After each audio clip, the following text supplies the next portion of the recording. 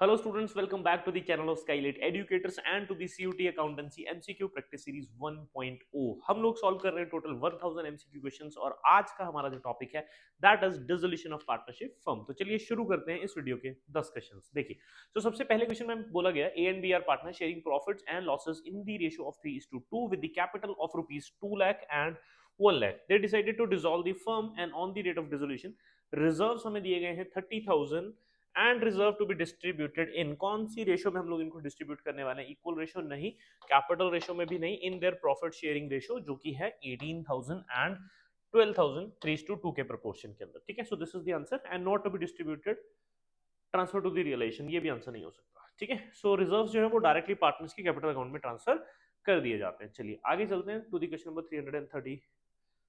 So at the time of dissolution of partnership, goodwill appeared in the balance sheet will be transferred to।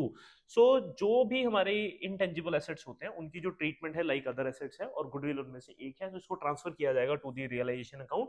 और ऐसा ही similar जो question है वो previous questions में भी कहीं ना कहीं आया था। So answer is realisation. आगे चलते हैं। Okay, so A and B are partner sharing profits in the ratio of 5:3. They decided to dissolve the firm on the date of dissolution. B has taken over all these sundry assets at 385, which is more than 10% of their book value। से एक अच्छा concept आया हमारे पास।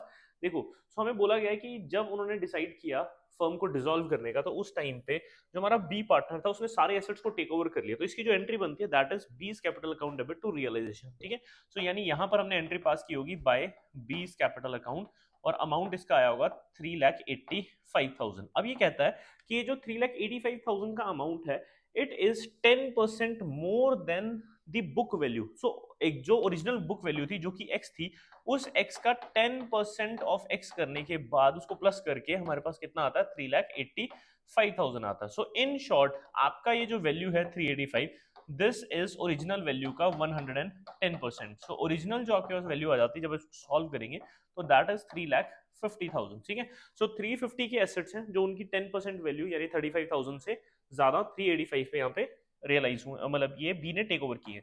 So originally assets की value कितनी है? 3,50,000। So automatically हमारी जो क्रेडिट साइड है वो ज्यादा है। आगे ये पूछता है रियलाइजेशन का गेन या लॉस ट्रांसफर टू दी बीस कैपिटल। अब बी को कितना जाएगा? सो हमारे पास जो गेन आता है दैट इज 35,000, जिसमें से हमारे ए पार्टनर का शेयर है, इनकी रेशियो थी 5:3 यहाँ पर लिखी है। ठीक है, सो ए जो पार्टनर है उसको मिलना चाहिए 5/8 और बी जो पार्टनर है उसको मिलना चाहिए 3/8। ठीक है, तो इसको सॉल्व करते हैं। 3/8 हमारे पास ये कितना आता है? सो 35,000 को काटते हैं फटाफट से। सो ये जाएगा 4 पे, देन आपके पास बचा 4, 3, 7 एंड 5। So 4,375 multiply by 3। इसको सॉल्व कर लेते हैं। सो आपके पास आ जाएगा 4, 3, 12 प्लस 9 प्लस 2, 2, 5, तो 13,125। सो ये बनता है 13,125। So this is the answer. So 13,125 का हमारे पास क्या आ रहा है? गेन आ रहा है। ठीक है, क्योंकि हमारी credit side of the realisation जो है वो डेबिट साइड से बड़ी है। चलो, so this is the correct answer. आगे चलते हैं। देखिए, सो नेक्स्ट क्वेश्चन से P and Q are partner sharing profits and losses in the ratio of 3:2। After that आपको यहाँ पर क्रेडिटर्स गिवन है, बिल्स पेबल गिवन है और एक फर्नीचर गिवन है। क्रेडिटर्स आर टेकन ओवर यानी paid bye B and furniture is to be realised at 10% more than their book value. So realisation का प्रॉफिट और लॉस आपसे पूछा जा रहा है। सो हम इसको again T shape account draw करके ही करेंगे, डायरेक्टली नहीं करेंगे। सो क्रेडिटर्स को पहले यहाँ पर क्रेडिटर और बिल्स पेबल क्लोज करेंगे 12,000 एंड 6,000 और एसेट्स जो है वो इस तरफ क्लोज होंगे 18,000। ठीक है, आफ्टर दैट क्रेडिटर्स को किसने टेक ओवर किया? हमारे एक पार्टनर ने, क्यू ने। सो ऑटोमेटिकली यहाँ पर डेबिट साइड आएगा ही। सो 2Q के नाम से यहाँ पर हमारे पास आ जाएंगे क्रेडिटर्स 12,000। ठीक है, अब बिल्स पेबल के बारे में यहाँ कोई भी इंफॉर्मेशन नहीं दी गई तो उनको हम लोग उनकी बुक वैल्यू पे ही पे कर देंगे। सो टू कैश कितना आ गया? 6,000। एसेट्स के बारे में बोला गया realise 10% more than their book value. So 18,000 का 10% इज 1,800। सो ये कितना हो गया? 19,800 के ऊपर इसको रियलाइज किया गया। सो अब हमें क्या करना है? रियलाइजेशन का प्रॉफिट या लॉस फाइंड आउट करना है। ठीक है, सो चेक कीजिए आपकी क्रेडिट और डेबिट साइड। सो इसको तो डायरेक्टली हम लोग काट देते हैं यहाँ से। ठीक है, एंड आफ्टर दैट हमारे पास गेन आ रहा है ऑफ 1800। ठीक है, सो कितना गेन है? 1800 का गेन है। देखिए जरा, सो रियलाइजेशन का प्रॉफिट ऑफ रुपीज 1800। ठीक है, अब आप आंसर को जरा ध्यान से चेक कीजिए। यहाँ पे 7800 पता क्यों है? उसका एक कारण है।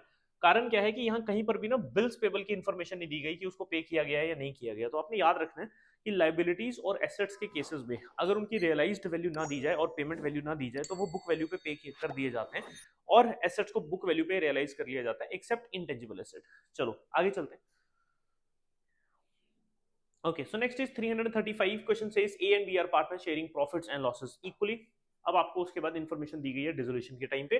कैपिटल बैलेंस है ए का 30 और बी का 10, रिजर्व्स दिए गए 15, रियलाइजेशन का लॉस है एंड रियलाइजेशन के एक्सपेंसेस है 600 पेड बाय बी। सो एक पार्टनर ने पे किए हैं, इसकी एंट्री बनती है realisation account debit to B. So B का यहाँ पर क्रेडिट बैलेंस है, ठीक है। So after that final payment पूछी जा रही है मेड टू द पार्टनर। एक काम करते हैं, एक बार ए की पार्टनर की कैलकुलेट करेंगे अगर उनका रिपीट ना हुआ बैलेंस तो 32 12 13 एंड 32 रिपीट हो रहा है, 12 32 32 13 रिपीट हो रहा है। चलो कोई बात नहीं, कैलकुलेट करते हैं। सबसे पहले ए की कैलकुलेट करते हैं, ठीक है। सो ए का चेक करिए क्रेडिट बैलेंस कितना है। 30,000 से पहले ए क्रेडिट हुआ, आफ्टर दैट रिजर्व्स हैं 15,000 के और इनकी प्रॉफिट शेयरिंग रेशियो इक्वल है, सो 7500 से ये फिर क्रेडिट हुआ। आफ्टर दैट रियलाइजेशन का लॉस है, सो ये आपके पास आ जाएगा 4900 से पार्टनर हमारा डेबिट हो जाता है। एंड देन रियलाइजेशन के एक्सपेंसेस जो कि बी ने है तो इसको नहीं मिलेंगे, तो ये आपके पास आ गया है 37,500 का क्रेडिट बैलेंस और 4900 का हमारे पास डेबिट बैलेंस है, ठीक है। सो इसका डिफरेंस लेते हैं फटाफट से, आ जाएगा 32,400। सो चेक कीजिए एक सेकेंड, 32,600, ओके 32,600। सो 32,600 दो जगह। सो अब हमें बी की जो कैलकुलेशन है वो करनी पड़ेगी। सो मैं सोच रहा था कि अगर एक की कैलकुलेशन से काम चल जाए, बट ऐसा नहीं हुआ। चलो सो अब करते हैं हमारे दूसरे पार्टनर की कैलकुलेशन। देखिए चलिए, सो हमारा जो बी पार्टनर है वो क्रेडिट है कितने से, 10,000 से। देन उसको 7500 रुपीज हम लोगों ने दिए रिजर्व्स के, लॉस है उसका भी 4900 रुपीज का, और आफ्टर दैट रियलाइजेशन के एक्सपेंसेस हैं जो बी को मिलने चाहिए जो कि है 600, ठीक है। सो इसका भी टोटल करते हैं 17,500 एंड 18,100। अब इसमें से माइनस करेंगे कितना, 4900, ठीक है। सो ये आ जाएगा आपके पास 5000 माइनस के 13,100 13,200, सो 13,200। सो this is the answer, option number D, ठीक है। सो 32,600 ए का है final payment and 13,200 final payment किसकी है, बी की है। So option number D is the correct answer. चलो, सो आई होप कि आपको ये टी शेप समझ आ रहा हो, ये एक कैपिटल अकाउंट बनाया गया था, ठीक है। सो मैं यहाँ पर पूरे पूरे अकाउंट्स इसलिए नहीं प्रिपेयर कर रहा हूँ बेटे, क्योंकि एमसीक्यू क्वेश्चंस हैं और मैं ये भी अज्यूम करके चल रहा हूँ कि आपको बेसिक कॉन्सेप्ट आता होगा, तभी मैं फटाफट यहाँ पर ड्रॉ करता हूँ बिना पूरी की पूरी चीजें लिखे कि by balance brought down by general reserve, ठीक है। सो इसलिए थोड़ा हम लोग स्पीड से चल रहे हैं यहाँ पे। चलो आगे चलते हैं। Okay, so next question say A, B, and C are partners sharing profits and losses in the ratio of 3:2:1. After that, they decided to dissolve the firm. और आपको कैपिटल बैलेंस दिया गया है तीनों पार्टनर्स का 60, 50 एंड 40। वर्कमैन कंपनसेशन रिजर्व दिया गया है 60,000 पे। सो रियलाइजेशन का लॉस हमें यहाँ पर दिया गया है 90,000 रुपीज का। Okay, A took over the investment at 25% more than the book value, and book value जो हमें यहाँ पर दी जा रही है that is 20,000 rupees. Investment was already transfer to the debit side of realisation account. अब इसने ये भी बता दिया कि रियलाइजेशन जो है वो क्लोज हो चुकी थी ताकि लॉस में कोई भी प्रॉब्लम ना आए, और ए ने जो इन्वेस्टमेंट है उसको 25% more than the book value पे टेक ओवर किया, यानी कि इसकी 25% वैल्यू जो कि है 5,000, सो ये 25,000 पे टेक ओवर किया गया। अब ये final payment made to the partners ही पूछ रहा है, ठीक है। सो अब एक बार चेक करते हैं कि कहीं पर भी पेमेंट्स अगर किसी एक पार्टनर की रिपीट ना हो रही हो ना, तो उस पार्टनर की कैलकुलेट करेंगे, ठीक है। सो 20 45 110 135, आफ्टर दैट देखिए 40 40 1 लाख 1 लाख 65 65 35 35। ओके, अब आप चेक करो, देखो सो बी की इन दोनों केसेस में भी सेम है, बी की इन दोनों केसेस में भी सेम है, सेम गोज फॉर सी। लेकिन ए के जो चारों केसेस हैं, इन चारों केसेस में जो ए की पेमेंट है वो अलग है। सो इन शॉर्ट, अगर आप किसी भी पॉइंट पे ए की कैलकुलेशन कर लेते हो तो बी और सी की आपको कैलकुलेशन करने की जरूरत ही नहीं है, ठीक है। सो ये भी एक टाइम सेविंग टेक्निक है, ध्यान रखिएगा। इसलिए मैंने यहाँ पे सबसे पहले ऑप्शंस को चेक किया सॉल्व करने से, ठीक है। सो अब हम लोग सिर्फ और सिर्फ ए का कैपिटल अकाउंट बनाएंगे यहाँ पे। देखो, सो टी शेप अकाउंट ए का, फिर से सो कैपिटल का जो बैलेंस है ए का वो है 60,000 का। आफ्टर दैट हमारे पास जो जनरल वर्कमैन कंपनसेशन रिजर्व है वो 60,000 है, और इसका जो शेयर है दैट इज 3/6 जो कि हाफ है, सो 30,000 का आपके पास WCR भी आ गया। रियलाइजेशन का लॉस 90,000 था, तो इसका अकेले का जो लॉस हुआ दैट इज 45,000, ठीक है।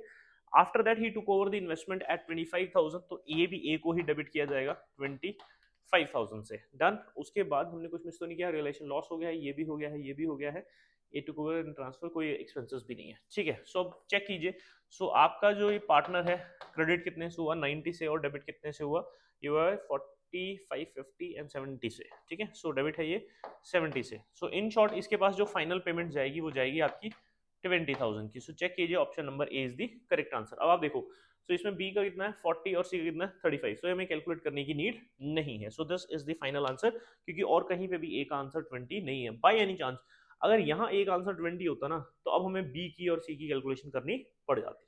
चलिए, okay, so question number 337, A, B, C are partner sharing profits and losses in the ratio of 3:2:1. Okay, so ये 1 लिखा है यहाँ पे, हल्का सा मिस प्रिंट है, कोई बात नहीं। Okay, so मिस टाइप है, I'm so sorry, प्रिंट नहीं typing. Okay, so partners decided to dissolve the firm on 31st March. On the date of dissolution हमारे पास goodwill given है बैलेंस शीट में, वो भी 10,000 की वैल्यू पे। 70% of the goodwill is taken by the partner at 6,000. Realization का loss or gain will be. Okay, so देखिए, so जब हमारे टेंजिबल एसेट्स को इनटेंजिबल एसेट्स को क्लोज किया जाता है तो यहाँ पर आता है ये। सो यहाँ पर आ गया 10,000। आफ्टर दैट एक पार्टनर्स को टेक ओवर कर लेता है कितने पे, 6,000 पे। अब सवाल ये उठता है कि अगर 70% गुडविल चली गई तो व्हाट अबाउट रिमेनिंग 30%, ठीक है। सो 30% का हमें क्या करना है। सो इन दिस केस इस 30% को मैं क्या करूंगा, कंप्लीटली इग्नोर, क्योंकि इनटेंजिबल एसेट्स की जब तक वैल्यू ना बताई जाए कि वो कितने पे रियलाइज हुआ है तब तक हम उसको रियलाइज नहीं करते, ठीक है। सो इन शॉर्ट हमारे पास यहाँ पर जो लॉस आ रहा है दैट इज 4,000, क्योंकि हमारा जो डेबिट बैलेंस है वो ज्यादा है। सो इन शॉर्ट आपका जो आंसर है that is option number B. आगे चलते हैं। Okay okay, so A and B are partners sharing profits and losses in the ratio of 3:2। So miss is A has given a loan. So यहाँ पर हमारे एक partner की wife है जिसने फर्म को लोन दिया कितने का, 15,000 का। After that firm also obtained a loan from B. So यहाँ पार्टनर है, यहाँ क्या है, यहाँ पार्टनर है, और यहाँ क्या है, यहाँ पार्टनर की वाइफ है। सो ये एक थर्ड पार्टी लोन है और ये एक पार्टनर का लोन है। द फर्म डिसॉल्व हो गई है, firm is has dissolve, and the cash balance after realisation of assets and payment to the creditor, सारे क्रेडिटर को पेमेंट हो गई एक्सेप्ट मिसेस ए, ठीक है। सो हमारे थर्ड पार्टी एक पेमेंट रहती है, और हमारे पास पेमेंट कितनी पड़ी है अभी, कैश कितना पड़ा है 28,000, ठीक है। So state the order of payment. So अगर देखो आपके पास अभी कैश कितना पड़ा हुआ है 28,000 है। अब आपने पेमेंट पहले किसको करनी है, हमेशा मैंने क्या बताया है, पहले थर्ड पार्टी सेटल होती है। तो मिस इज ए को पहले पेमेंट की जाएगी। कितनी पेमेंट है उनको देने के लिए हमारे पास, 28 में से उनको कितने देने हमने, 15,000। सो हमारे पास कैश का जो बैलेंस बचता है वो कितना बचता है, 13,000 बचता है, राइट। सो अब ये पेमेंट हम लोग किसको देंगे, हमारे पार्टनर को। चलो, सो पार्टनर के लोन के लिए। सो इस केस में हमारे पास आंसर देखते हैं क्या है। मिसेस ए 14 इक्वल वाला कोई कॉन्सेप्ट नहीं, बी 25 ए कोई कॉन्सेप्ट नहीं, मिसेस ए 15 बी को 13, बी 15 ए 13। ओके, सो ये भी आंसर नहीं है। सो इन शॉर्ट हमारा जो आंसर बनता है, देखिए, सो हमारे हमने पेमेंट की है ए को कितनी, 15 मिसेस ए को, सॉरी, और रिमेनिंग जो 13,000 बचा है ये हमारे पार्टनर बी को जा रही है। चलो, for the timing answer is option number B for this question. आगे चलते हैं। Okay, so 339 says on dissolution of the firm, sundry creditor amounting to 8,000 paid at a discount of 10%. Entry for the payment to the creditors will be. Okay, so realization account debit to bank or to cash.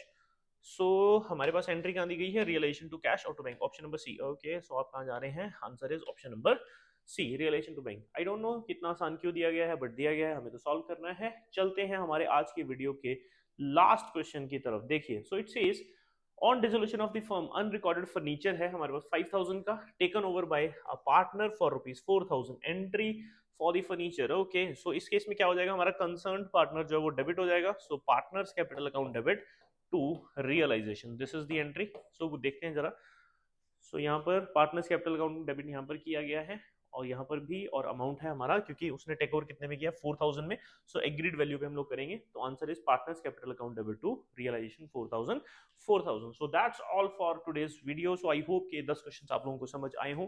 Still in any case अगर आपको कोई भी doubt रहता है तो screen पे दिया गया नंबर मेरा है, आप डायरेक्टली मुझे व्हाट्सएप पे मैसेज ड्रॉप कर सकते हैं, जो भी आपका डाउट होगा मैं जरूर आपके डाउट्स को एड्रेस करूंगा। Thank you so much.